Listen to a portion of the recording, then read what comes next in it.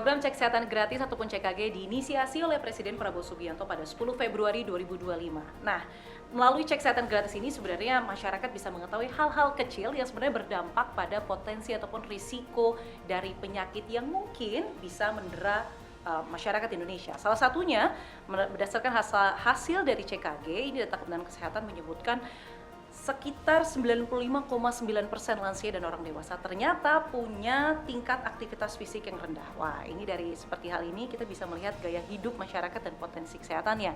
Nah, meskipun dari hal kecil seperti ini, setelah setahun berjalan, ini pemerintah dan juga Kementerian Kesehatan ini menegaskan bahwa CKG ataupun cek kesehatan gratis ini bukan hanya untuk screening awal, tetapi juga mendorong masyarakat mendapatkan penanganan yang lebih terintegrasi dan juga gratis. Nah, setelah setahun berjalan, bagaimana evaluasi dan juga tantangannya, kita akan diskusikan pada hari ini di sesi dialog dalam tema mewujudkan kesehatan merata untuk rakyat Indonesia. Dan tentu saja saya tidak sendiri. Di sini sudah hadir bersama saya ada Pak Menteri Kesehatan Republik Indonesia, Pak Budi Gunadi Sadikin. Terima kasih Pak sudah hadir. Ya, sama-sama. Kemudian Pak Menteri tidak akan sendiri, juga ditemani oleh Direktur Rumah Sakit Anak dan Bunda Harapan kita, yakni Dr. Aryani Dewi Widodo. Selamat pagi dokter, terima kasih sudah hadir. Terima kasih. Aduh, luar biasa, senang sekali kita bisa berbincang, berdialog ya soal topik ini, karena ini adalah topik yang sangat menarik soal kesehatan, baik itu dari kategori anak sampai dengan lansia, ini semuanya ada. Tapi mungkin saya mau ke Pak Menteri terlebih dahulu. Pak Menteri, ini kan capaiannya sampai dengan saat ini lebih dari 70 juta orang sudah memeriksakan melalui cek kesehatan gratis ini. Kalau Anda lihat sebenarnya kenapa antusiasme ini bisa terwujud, Pak? Kayaknya hampir semua masyarakat kita ingin hidup sehat. Memang Pak Presiden Prabowo menugaskan saya untuk bisa meningkatkan usia harapan hidup dari masyarakat Indonesia dari sebelumnya 72 tahun jadi 76 tahun. Okay. Jadi buat saya usianya 62 tahun sekarang masih ada waktu 10 tahun lagi untuk hidup. Gitu. Okay. Kalau saya bisa perpanjang nanti usia saya bisa lebih panjang. Amin. Motifnya seperti itu. Nah, untuk bisa menaikkan usia harapan hidup tersebut, kita lihat kenapa sih banyak orang Indonesia yang wafatnya lebih dini daripada usia tersebut. Itu penyakit-penyakit yang paling banyak membuat orang Indonesia wafat, nomor 1 stroke, jantung, kanker, sama ginjal. Nah, 4 penyakit ini, 3 diantaranya stroke, jantung, dan ginjal, sebenarnya bisa dicegah kerusakan dari organ 3 ini. Yang salah satu caranya gimana? Ya mesti rajin cek kesehatan. Jadi kita tahu kondisinya masih bagus apa tidak. Nah, indikator yang paling gampang dilihat adalah tekanan darah, gula darah, sama lemak darah atau kolesterol. Itu sebabnya penting sekali cek kesehatan kita yang tiap tahun kita ngelihat ketiga hal tersebut. Oke, Pak Menteri, tapi kan yang banyak berada di masyarakat adalah kayak skeptisismnya ada begitu, kayak ya kalau udah dicek terus apa gitu loh, ya paling cuma tahu doang. Nah, sebenarnya gimana pemerintah memastikan masyarakat sudah menemukan risiko penyakit ini, itu ada penanganannya begitu Pak Menteri? Tahun lalu memang kita lebih banyak lakukan program screeningnya, dapat 70 juta itu. Dari situ kelihatan kan, masalah yang paling tinggi sebenarnya gigi paling tinggi, paling banyak gigi lubang. Karies gigi itu mulai dari anak kecil sampai dewasa konsisten tuh tinggi semua. Cuma kita melihatnya kalau karies gigi kan ya nggak akan langsung menyebabkan yang bersangkutan meninggal. Gitu, ya. Jadi kita lihat apa nih yang kritikal menyebabkan masyarakat wafatnya muda, yaitu ketiga itu tadi. Jadi kita periksa tekanan darah, gula darah, sama lemak darah. Itu masing-masing ada traffic light-nya tuh. Misalnya saya kasih contoh aja. Tekanan darah tuh hijau kalau dia di bawah 120/80. Kuning kalau dia di bawah 140/90 sampai 120/80. Nah, di atas itu merah. Nah, sama kayak gula juga HbA1c kalau di bawah 5,7 kuning, hijau, 5,7 6,5 kuning, di atas 6,5 merah. Nah, pengennya kita adalah masyarakat Indonesia semuanya hijau indikatornya. Artinya bagus. Kalau ketemu kuning sama merah, tahun ini kita mulai dikasih obatnya. Jadi cek kesehatan gratis, bukan hanya nanti cek kesehatannya gratis, tapi cek kesehatan dan pengobatan gratis. Cuma pengobatan itu ada 2. Satu benar-benar dikasih obat, satu obatnya dalam bentuk nasihat. agar hidupnya lebih sehat, suruh nonton Budi Gemar Syarif. Ini sekarang Kurangin promosi kecap, Instagram. kurangin gula, Iya, mesti iya, rajin iya. lari. Kayak ini Dokter Aryani juga Oke, lari gitu kan, biar oke. hidupnya lebih sehat. Oke, menarik ini. Interesting karena artinya cek kesehatan gratis ini mulai tahun ini ya, Pak Menteri ya. Tidak hanya bicara soal memeriksakan saja, tetapi juga ada pengobatan dan juga ada rujukan untuk penyakit tertentu. Tapi kan mungkin untuk langkah sederhana masyarakat, mungkin saya bisa tanyakan ke Dokter Aryani. Ketika misalnya kita sudah tahu begitu ya, tadi Pak Menteri sudah menyampaikan, oh ini saya masuk lampu kuning misalnya. Nah, langkah sederhana sebenarnya, apapun penyakitnya, apa sih yang harus dilakukan masyarakat? Terima kasih ya Mbak Diana. Bahkan sebelum dia mulai cek, sebetulnya nomor satu persepsinya harus dibetulkan dulu. Oke, apa itu yang harus dibenahi? Kadang-kadang orang tidak mau cek itu karena dia takut. Takut apa? Takut ketahuan. Jadi justru kita melakukan cek supaya kita bisa tahu sejak dini.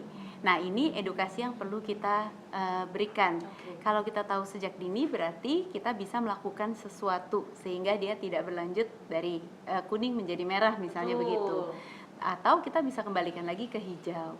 Masalahnya kadang-kadang karena tidak mau tahu, karena takut ketahuan, jadi makanya tidak mau. Nah, setelah perceptionnya benar, baru kita minta mereka untuk melakukan tindak lanjut. Tadi Pak Menteri sudah mengatakan bahwa ada nasihat yang medikamentosa atau obat, ada yang non medikamentosa. Oke. Nah, sesungguhnya orang sering bertanya, kenapa sih saya harus minum obat terus? Nah, jawabannya tuh justru ada di yang satunya, yang lifestyle dan hal-hal yang non obat, diet. Nah, itu harus dibetulkan supaya dia tidak mengandalkan obat untuk tetap sehat. Contohnya hipertensi, diabetes itu sebetulnya banyak sekali yang bisa diperbaiki hanya dengan memperbaiki lifestyle. Nah, ini menarik sekali karena stigma dan persepsi ini adalah salah satu yang mungkin diperangi sama Pak Menteri juga lewat Iya. konten-konten BGS Pak Menteri ya, Budi Gemar Sharing itu. Nah, ketika persepsi itu sudah terbentuk dan misalnya ya namanya manusia tidak langsung berubah begitu ya dok ya, apa yang bisa membantu kita untuk membenahi persepsi itu dok? Nah, sesungguhnya edukasi dan lebih banyak menonton Budi Gemar Sharing mungkin ya dok? Ya, itu pasti.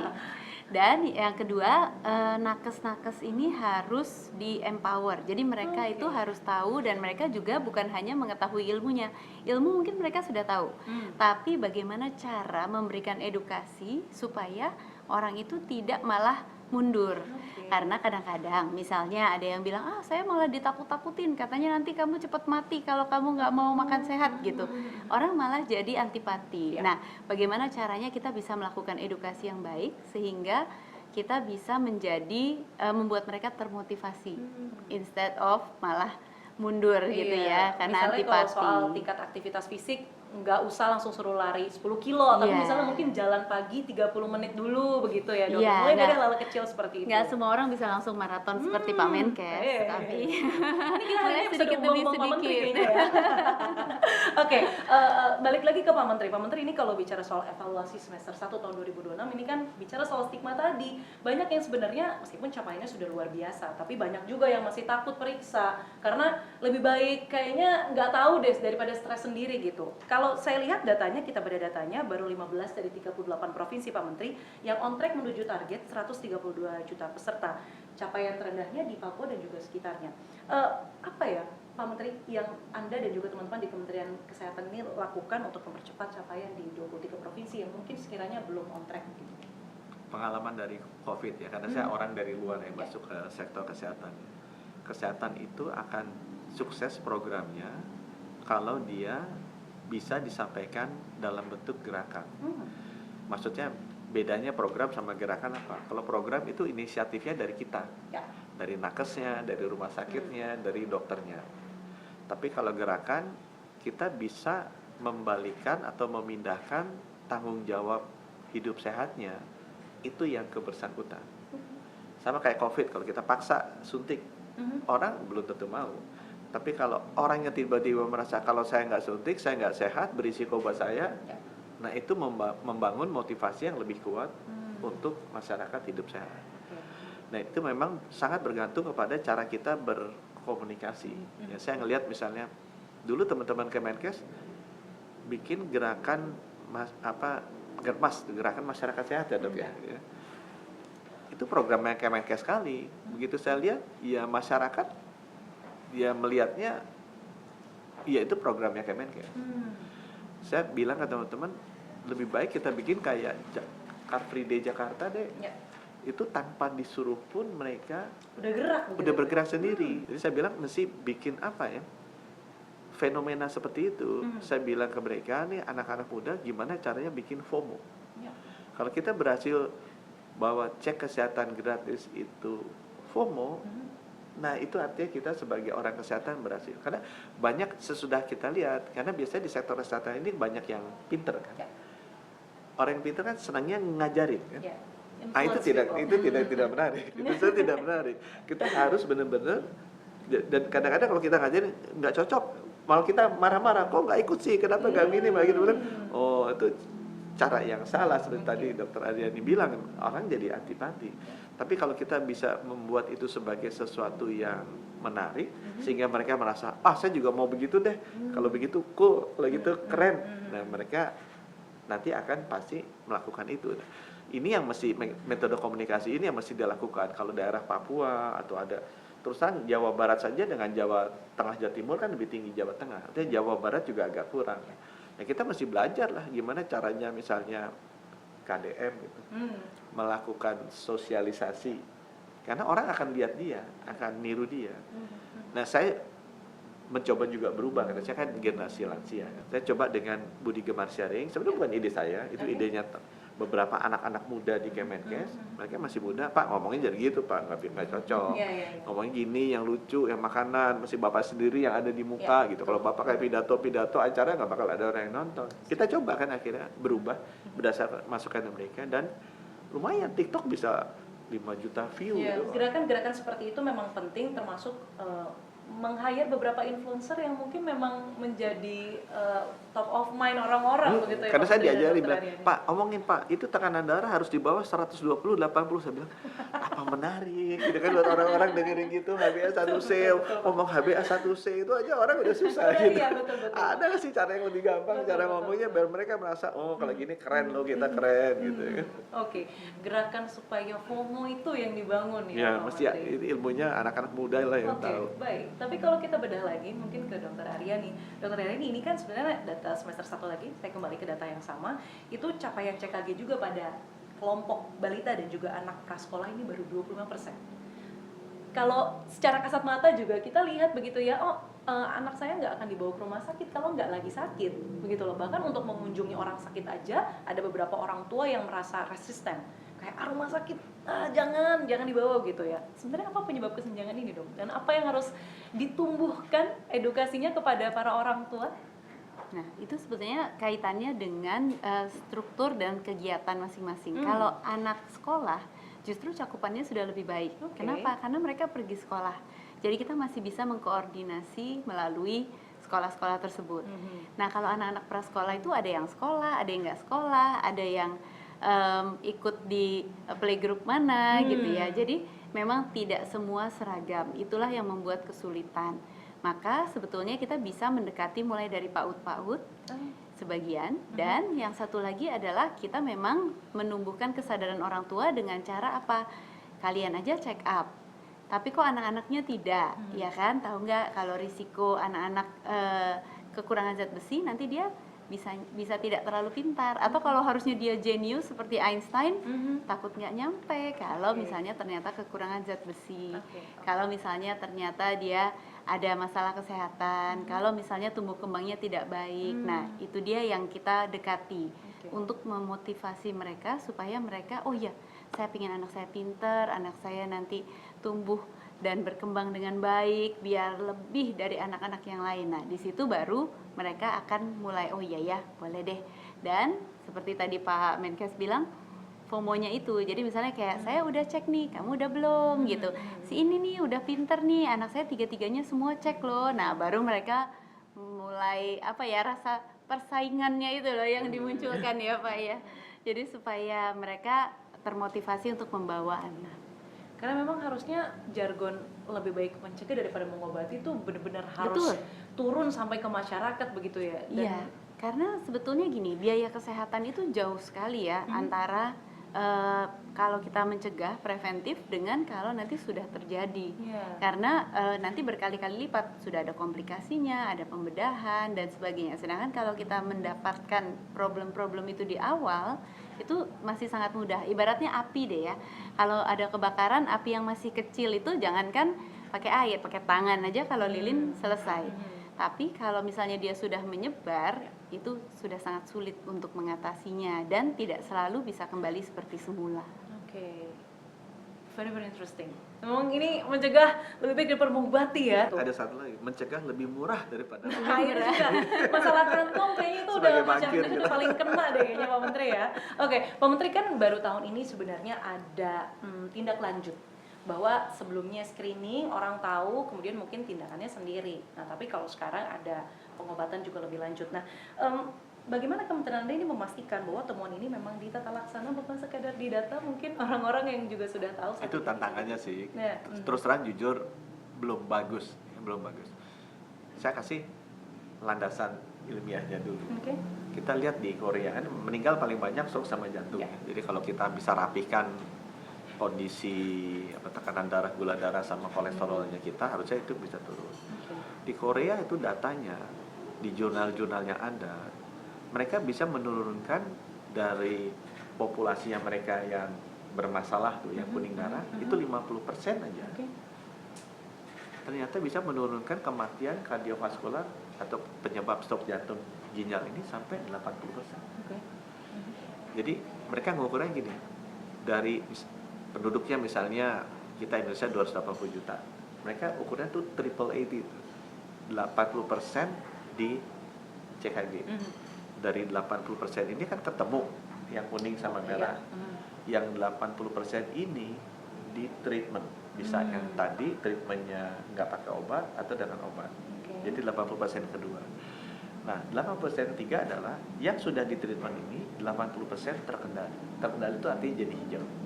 Artinya kalau kita kuning atau merah, kalau kita merubah gaya hidup atau kita minum obat, itu bisa merahnya jadi hijau, kuningnya hijau. Jadi 80% di screening, 80% diobati dengan dua alternatif tadi, 80% terkendali.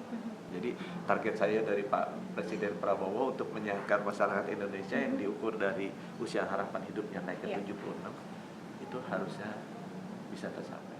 Poin penting ini Pak Menteri, ketika orang misalnya terdeteksi misalnya kolesterolnya tinggi atau misalnya punya potensi penyakit jantung begitu, bahwa itu Tekanan bisa darah tinggi. itu bisa diobati begitu ya Pak ya, dengan perubahan gaya hidup dan juga minum obat misalnya. Saya kasih contoh saya sendiri. Oke. Saya kolesterol masalah ya. Karena saya susah ngerubah selera makan, akhirnya saya coba lari. Karena Oke. ada teorinya kan, kalori masuk, kalori keluar. Saya lari.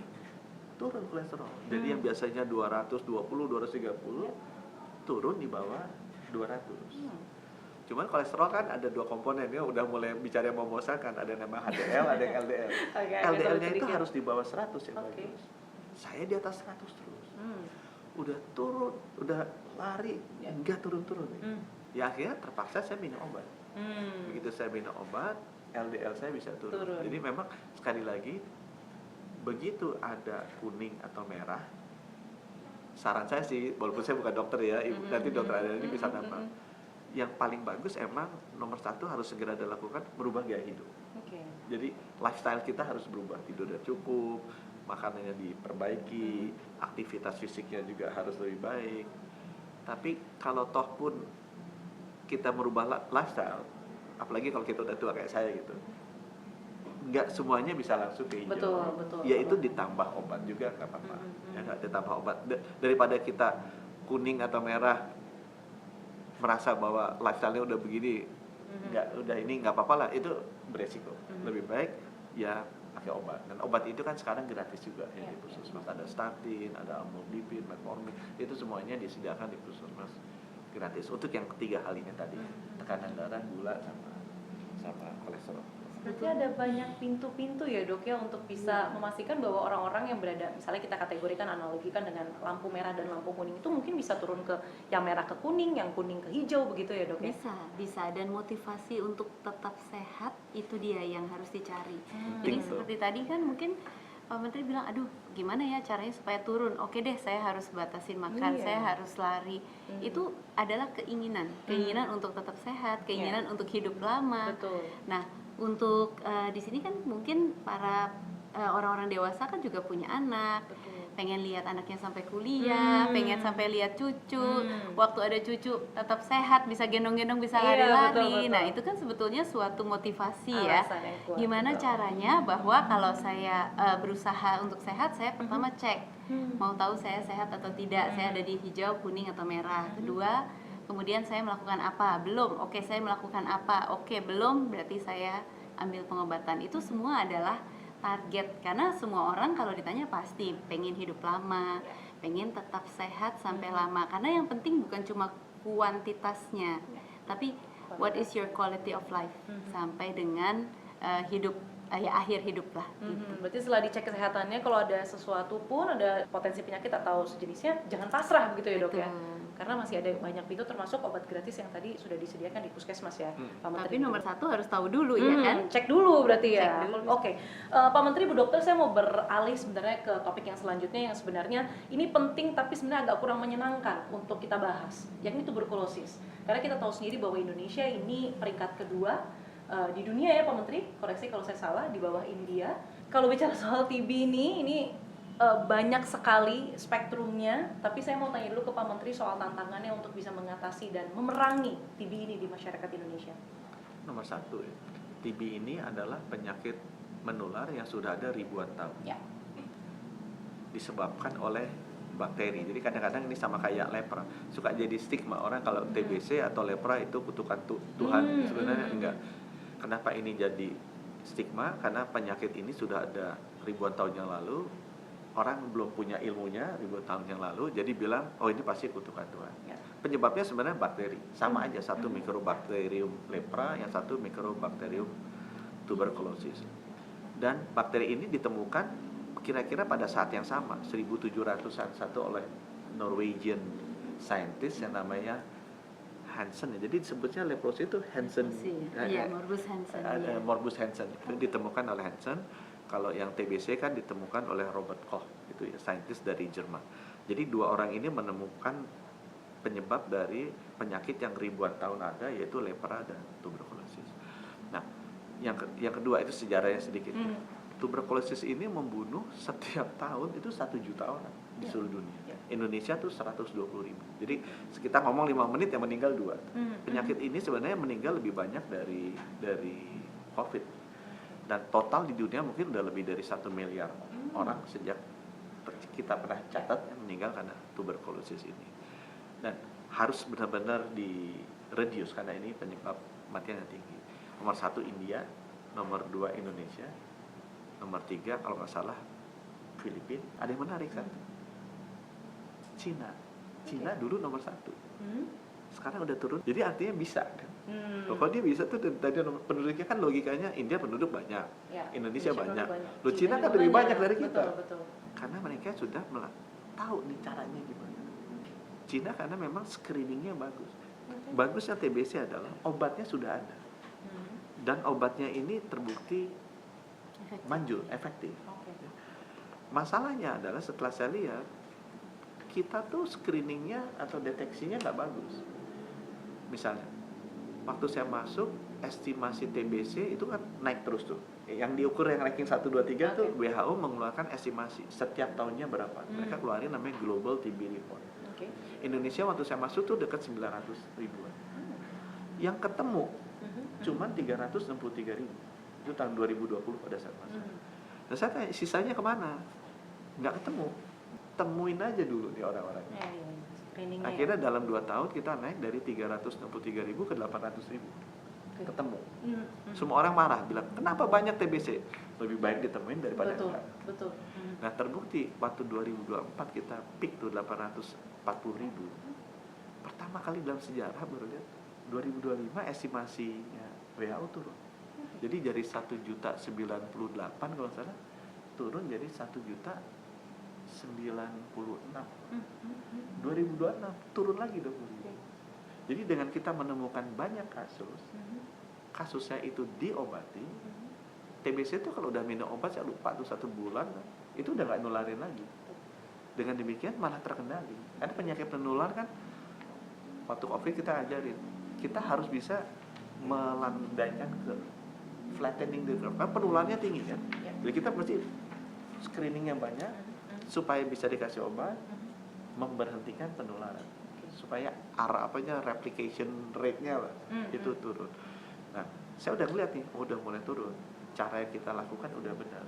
Sekarang kita mesti lebih agresif lagi, menemukan TBC sebanyak-banyaknya supaya bisa mulai minum obat. Caranya apa? Kita lihat lagi di Cina turun, Jepang turun, Jepang juga dulu tinggi. Ya, kita akan beli X-ray 10.000 taruh di sebuah puskesmas. Karena cara yang paling cepat ngelihat TBC adalah di X-ray. Dan kemudian WHO sekarang udah keluarin untuk diagnostik finalnya, gold standard yang nanti Ibu Aryani bisa lebih cerita, itu harus pakai PCR. Harus pakai pembuktian mikrobiologis. Dulu PCR kan mahal. Sekarang kita udah nemu PCR yang kecil, portable, murah, kita juga udah beli, kita pasang di 10.000 puskesmas. Jadi begitu di ronsen kelihatan ada indikasi, supaya itu confirm TB bisa dapat obat, dia harus dites PCR. Sekarang alat PCR kecil sekali, reagennya juga kayak cartridge biasa, murah, bisa di semua puskesmas, masih bisa dibawa ke posyandu, tes begitu positif ada bakterinya, kita obat. Pak Menteri, TB itu tidak melihat kota besar, kota kecil ya? Maksudnya apakah memang di Indonesia ini sebarannya cukup merata begitu? Saya nggak enak sebut nama ya, tapi ada satu menteri lulusan Amerika, keren banget, temennya saya, anaknya kena TB. Dia bingung dia sangat bersih gitu. Ya ternyata nularnya lewat pembantu. Jadi masuknya lewat pembantu, kadang-kadang lewat supir, kita nggak screen kan. Kenanya dari situ. Jadi di kota-kota besar pun banyak. Lintas kelas pun atau strata sosial juga ada begitu ya Pak Menteri ya? Iya. Jadi ini kan sangat tinggi status sosialnya, tinggalnya aja di apartemen mewah di Jakarta ya kena juga dia sama TBC. Oke, baik. Tadi kan Pak Menteri sudah banyak menjelaskan soal mengapa sebenarnya screening itu penting. Kalau kita mau perang itu kan kita harus tahu musuhnya di mana, koordinatnya di mana dan lain sebagainya. Saya mau ke Dr. Aryani soal kepatuhan pengobatan. Tadi kan Pak Menteri menyampaikan sekilas begitu ya. Kalau sebulan sudah tidak menular lagi kok, apakah itu benar? Ya, betul. Sebetulnya pengobatan itu tidak terlalu lama untuk membuat dia tidak menular lagi. 1-2 bulan itu biasanya sudah oke, tapi harus dilanjutkan sampai minimal 6 bulan kalau TB paru biasa ya. Supaya betul-betul kumannya sudah tidak ada lagi dan tidak menginfeksi. Tapi untuk mencapai tahap itu memang awalnya si orang tua ini harus terima dulu atau seseorang yang diagnosis itu ya. Kalau kita lihat di lapangan nih, misalnya di praktek sehari-hari, anak-anak yang bermasalah, apalagi kalau anak-anak itu tidak terlalu terlihat kalau dia mengalami TB, paling dia cuma beratnya nggak naik-naik, dikasih makan lebih banyak lagi tetap nggak naik-naik, kemudian males makannya, nggak eager. Nah itu cuma dengan gejala seperti itu saja, itu bukan tidak mungkin adalah suatu TB. Bukan tidak mungkin tuh bukan berarti pasti ya, tapi possible. Nah dengan begitu pada saat kita diagnosis pun banyak orang tua yang nggak terima. Hah gitu, mana mungkin gitu, impossible gitu. Anak saya bersih, tidak pernah terkena apa-apa, selalu menggunakan masker dan lain sebagainya. Betul. Gitu kan. Tapi masih ada jalur-jalur lain seperti yang tadi ya, lewat ART atau supir. Kemudian dia juga berjumpa dan berinteraksi dengan orang lain, misalnya di sekolah. Kemudian pulang sekolah kan juga ketemu banyak orang. Pertama itu harus diterima dulu bahwa it is possible. Dan kenapa sih orang bisa nggak terima? Karena ada stigma bahwa itu penyakit yang tidak berkelas lah gitu ya. Kayaknya kok berdosa banget gitu kalau sampai kena itu. Emang saya tuh golongannya seberapa sih kastanya gitu. Jadi sebetulnya itu bisa kena siapa saja dan wajar kalau terkena. Nah kalau orang sudah percaya dua itu, mereka juga tidak memandang orang lain lebih rendah. Misalnya, terkena TB jangan deket-deket gitu, bisa gawat gitu ya seperti zaman dulu. Nah kalau sudah begitu baru mereka akan comply dengan pengobatan. Tapi pengobatan itu namanya berobat 6 bulan, jangankan 6 bulan, antibiotik seminggu saja itu banyak yang tidak bisa menyelesaikan. Jadi harus ada yang support, harus ada orang yang mendampingi. Kalau anak-anak mudah, asal orang tuanya sudah oke, mereka biasanya akan mendampingi anaknya sampai selesai pengobatan. Tapi kalau untuk orang dewasa pun itu sulit, jadi harus ada yang namanya DOTS, Direct Observed Treatment gitu ya. Jadi ada orang yang mendampingi dan tanya setiap hari, udah minum obat belum gitu. Kalau belum, ayolah minum. Aduh bosen, udah enak banget, udah 3 bulan minum obat. Dikit lagi ya, biar kamu sembuh benar-benar dan nggak menularkan siapa-siapa. Obatnya ini banyak Iya. dan harus minum tiap hari. Mungkin ada 3 apa 4 Bosen, apa 5 iya. pil, bosen dan kadang-kadang keluar reaksi juga. Itu sebabnya seperti dokter Aryan ini bilang, itu harus ada yang menguatkan agar dia tahan minum obat. Dulu malah yang TB itu ada 2, ada yang sensitif, ada resisten gitu ya. Ada TB yang tipe 2 ini tuh harus 12 bulan. Jadi kan kebayang Lama. masalah tantangannya adalah masalah ketekunan minum obat ini. Dan tapi dengan generasi yang baru, Indonesia udah maju dari 12 ke 6. Nah sekarang kita lagi cari 6 ini mau clinical trial cepat. Hanya minum sebulan terus ada long term injection istilah mereka, disuntik sekali sehingga mudah-mudahan bisa lebih pendek. Tapi selama obat ini nanti masih dalam clinical trial, memang kita harus, itu tadi dokter Ani bilang, memastikan begitu udah screening ketemu, pengobatannya itu ada yang mendampingi supaya mereka selesai. Karena kalau nggak selesai jadi resisten, malah lebih panjang lagi yang tadi saya bilang. Selain support system kan kalau tadi bicara obatnya ada 3 atau ada 4. Biayanya pasti juga cukup banyak. Nah, Kalau apakah ini dari di pemerintah, cover? pemerintah yang bayar. Oke. Pemerintah yang bayar. Oke. Free, Jadi obatnya completely free. oh, oke, sangat menarik. Jadi butuhnya hanya mencari support system saja, bisa orang tua, bisa teman dan lain sebagainya. Dan jangan begitu. takut di screening dan kena TB nggak apa-apa kok, bisa sembuh. Iya, betul, It's betul, not betul. something yang apa tadi dokter Aryani bilang. Stigma yang merendahkan tidak- kasta rendah. sosial atau diri kita sendiri. Lebih baik kita sekali lagi lebih penting ke diri kita sendiri daripada mementingkan persepsi orang lain begitu ya Pak Menteri dan Bu Dokter ya. Soal revitalisasi rumah sakit Pak Menteri, hal ini kan memang masuk ke PHTC ya Pak Menteri. Quick win ketiga, Oh, ya. habis cek akhir TBC. Oke, quick win 3 yang ketiga. Kita berlanjut ke quick win yang ketiga. Sejauh ini seperti apa update-nya Pak Menteri? Nanti kapan-kapan saya ajak ya, karena 22 sudah jadi sih. Yang oke. 2025 kan kita bangun, udah jadi 22. 2026 ini 12 udah mulai pembangunan, udah jalan. Kita akan bangun lagi 20. Nah, tahun depan kita akan bangun tambahannya lagi yang terakhir gitu. Nanti kapan-kapan saya ajak deh. Aduh, tapi rumah sakit ini memang jauh ya. Adanya di Taliabu nggak pernah deh pasti. Anambas nggak pernah ya. Anambas pernah waktu Pernah. itu ikut presiden. Pernah ya. Iya. Nias pernah. Nias pernah. Subang, ya daerah-daerahnya seperti gitu. Yang Buton, memang membutuhkan tentu, Pak. Yang nggak ada rumah sakit tipe C. Tapi rumah sakit yang dibangun itu sama seperti rumah sakit bagus swasta di kabupaten kota di Jawa sih. Dan alatnya lengkap kan, ada CT scan, ada mamografi, ada cath lab, ada X-ray, ada hemodialisa, buat kemoterapi kanker juga bisa gitu ya. Jadi alatnya lengkap. Sejauh ini tantangannya apa Pak Menteri? Merealisasikan hal itu. Apakah karena memang Paling besar daerahnya? dokternya. Karena untuk bisa jalanin rumah sakit aja itu ada standarnya 7 kan dokternya. Dokter spesial apa tuh? Penyakit dalam, anak, obgyn, radiologi, anestesi, patologi klinik, bedah. Ini ada 7. Ini aja rumah sakit di Indonesia dari 34 provinsi ada yang nggak lengkap, apalagi di 514 kabupaten kota. Jadi umumnya kayak di Nias saya datang cuma ada 1 spesialis anak di Nias Utara itu ya.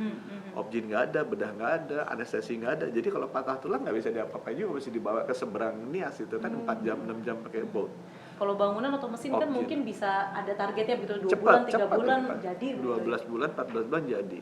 Alatnya masuk sedikit lebih lama, mungkin 16-18 bulan karena masih ada persetujuan Bapeten sama BPJS. Tapi masalah dokternya. Dokternya itu yang kita kurang, makanya harus ada program percepatan dokter-dokter spesialis terutama untuk bisa disebarkan ke kota-kota ini. Dan tentu kita harapkan ketiga poin ini, meskipun memang ada banyak sekali quick win ya, tapi kita harapkan 3 poin yang tadi kita bahas tadi itu bisa berjalan dengan baik dan lancar, stigma di masyarakat, persepsinya bisa hilang, supaya masyarakat Indonesia bisa lebih sehat, dan Car Free Day mungkin bisa lebih padat lagi ya Pak Menteri ya. Atau mungkin semuanya jadi marathon finisher kayak Pak Menteri dan Bu Aryani ya. Oke, terima kasih banyak Pak Menteri dan juga Dr. Aryani sudah memberikan banyak perspektif, tapi mungkin terakhir saya mau minta closing statement, mungkin dari Dr. Aryani terlebih dahulu. Baik.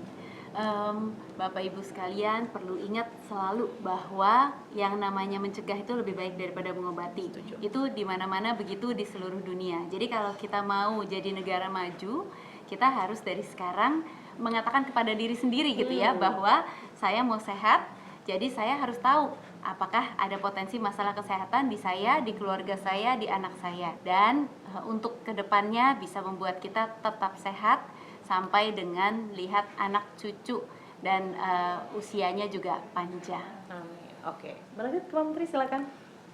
Ya, ini kan hadiah dari Pak Presiden Prabowo sebenarnya. Ya, beliau selalu sampaikan ke saya, sampaikan salam buat ke seluruh masyarakat Indonesia. Jangan lupa setiap tahun cek kesehatan gratis, hadiah dari beliau.